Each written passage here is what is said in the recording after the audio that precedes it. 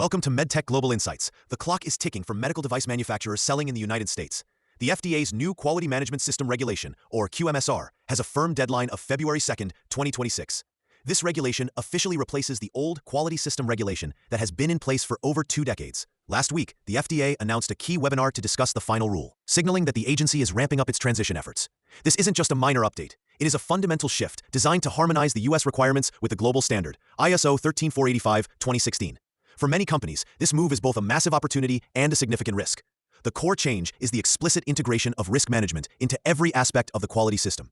This goes far beyond the previous requirements. Many companies, especially those outside the U.S. with existing ISO 13485 certification, might feel a false sense of security. They believe that since the new rule incorporates the standard they already follow, they are automatically compliant. This is a dangerous assumption.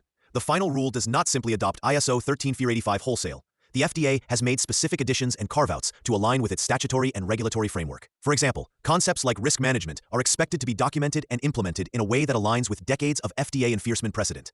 A European company learned this the hard way. They assumed their CE mark device and its technical documentation were sufficient. However, during a mock audit, they discovered their risk analysis, while compliant for their notified body, lacked the depth and lifecycle approach the FDA would expect, particularly in post-market data collection. They had to overhaul their risk management files and supplier qualification processes to close these gaps, costing them significant time and resources.